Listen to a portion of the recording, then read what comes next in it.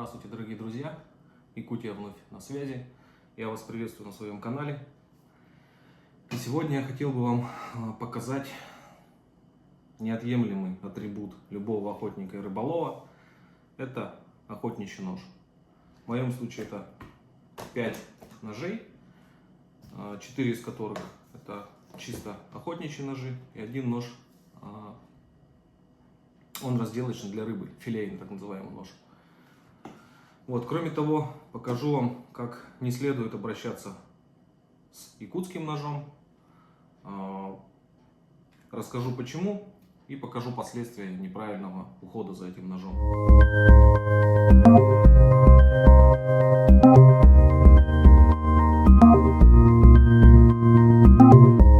Ну, давайте начнем, наверное, с самого простого. Это филейный нож Мора. Вот в таком вот он исполнении. Очень тонкое лезвие. Ну, разделывает он филе, конечно, изумительно. Вот. Ну, собственно, больше про него рассказать-то и нечего. Затем следующий нож. Купил я его в Анапе. Это кизляр. Нож называется Тайга.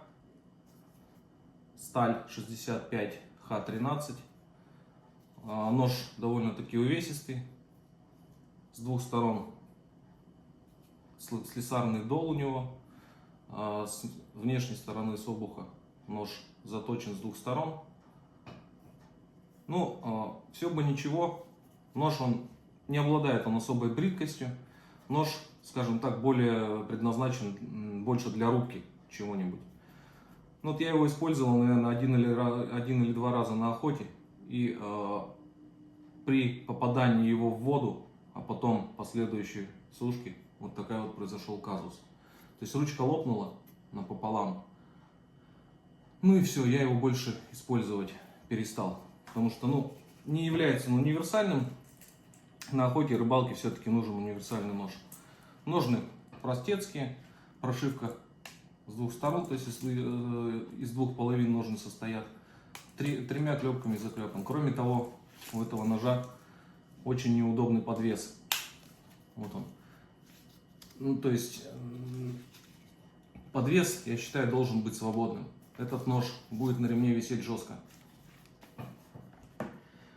Так, следующий нож, наверное, самый мой любимый, самый ходовой, который всегда бывает со мной на охоте и на рыбалке. Это нож тоже кизляр, называется он Дрофа. Нож отлично сбалансирован. Вот так вот он выглядит. Очень бриткий. Ну, сейчас он немножко подзатупленный, я его давненько не затачивал. Но очень удобно лежит в руке. Очень удобно им работать. Ручка меня, ну вот сами видите, ручка уже достаточно поношенная. Ни разу он меня не подводил нигде. То есть он сделан очень качественно и добротно. Кроме того, здесь отличные ножны. 5 заклепок. Нет никакой прошивки. Ну, они склеены еще, кроме того. То есть из двух половин сделан. Склеен, в общем-то, как бы отличный нож, отличная рабочая лошадка. Теперь нож, который я, так сказать, убил. Это якутский нож, который мне подарили друзья. Называется Байнай. Вот классический подвес. Вот такой подвес я считаю, ну, самым универсальным, самым таким ходовым. То есть он совершенно спокойно располагается на ремне, при этом не стесняет движений самого владельца этого ножа. Все свободно вращается в любых направлениях. Ножны прошиты с одной стороны. Ну, теперь покажу вам сам нож. Ручка у него березовый кап.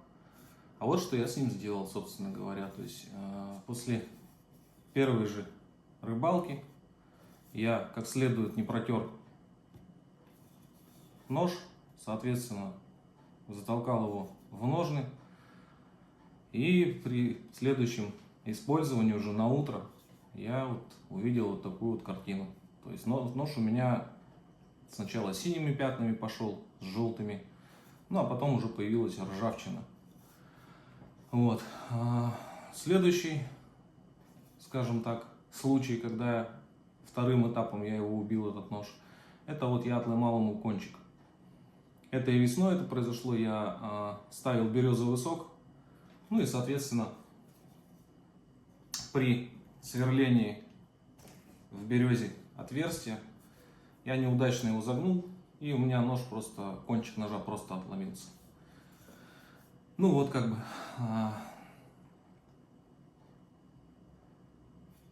нож имеет с одной стороны проточный столярный дол, иными словами кровоток. Ну, данный нож имеет весьма себе посредственную линзу, то есть классический якутский нож со стороны дола не имеет вообще заточки, а с одной стороны он имеет так называемую линзу, да, имеет заточку в виде линзы, то есть вот полукруглый. У этого ножа этого не видно, ну может быть совсем чуть-чуть есть, но вот, никогда так не делайте. Убитый нож, ну я его конечно поправлю, выведу обратно кончик ножа, можно его попробовать отшлифовать, но уже будет не то. И теперь нож, который мне отправили для тестирования. Вот. Так, отложим эти ножи в сторону и перейдем к основному ножу, о котором я хотел вам рассказать. Это вот такой нож, который мне отправили для тестирования. Нож называется просто нож. Вот, имеет вот такой паспорт и сертификат соответствия о том, что этот нож не является холодным оружием. Нож позиционируется как такая симбиоз якутского ножа и ножа классического. Имеет этот нож ручку из березового капа, очень удобен в руке. Клинок имеет классический вид, нет ни долов в нем, ни кровотоков, соответственно. Вот, это обычный такой нож-работяга. Ну, давайте с вами проведем стандартное тестирование этого ножа, посмотрим его на бриткость по бумаге, порежем овощи. Давайте начнем с бумаги, посмотрим, как он ее режет.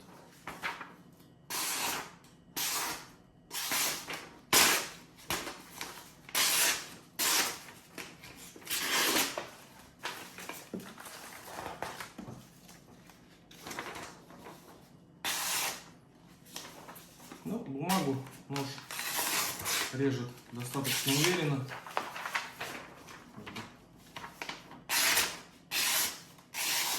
Ну, стандартный тест на бриткость. Считаю, что этот нож прошел. Давайте теперь порежем овощи.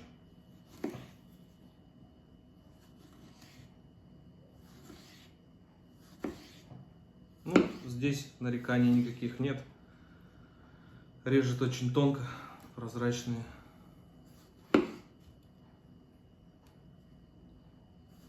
Прозрачные дольки помидора говорят сами за себя. Вот, очень тонко режет.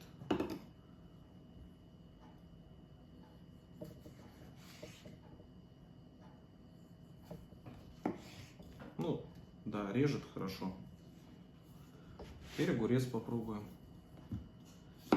Ну, стандартный рез, наверное, никого не интересует. Режет он очень легко. Здесь, как бы ничего не скажешь, режет он хорошо, легко. Попробуем снять тонкую стружку с огурца.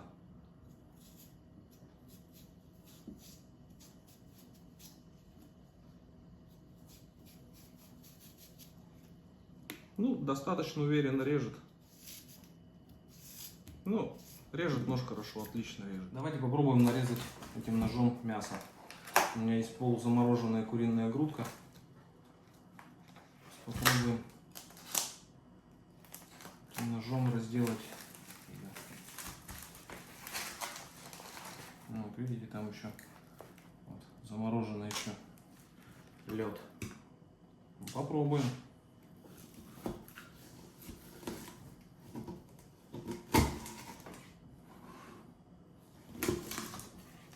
Ну, режет нож уверенно.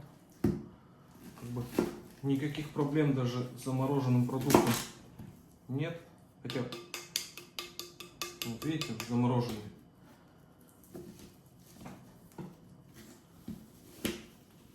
Кости, конечно, им не порубишь. Недостаточно вес у этого ножа. Ну, а мясо, ну, режет уверенно, да. Как бы вообще без проблем. Хорошо заточен нож. Режет все четко. Вот видите, по кости он работает не очень.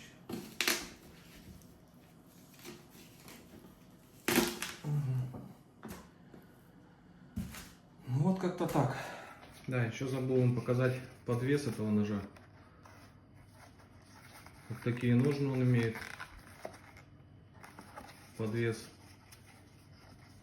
свободно двигается в любом направлении, что очень удобно для владельца. То есть никуда не упирается при посадке и высадке из машины, например. Ну вот. Отличные ножны. Отличный подвес.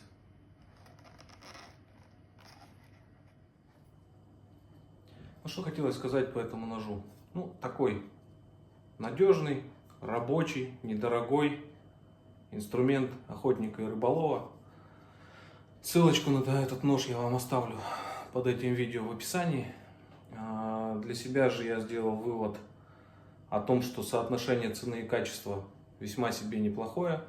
То есть ту цену, которую просят за этот нож, она очень демократичная. Поэтому смотрите, переходите по ссылочке, кому интересно, заказывайте ножи. Я с вами прощаюсь. Всем здоровья и до встречи в новых роликах. Всем пока.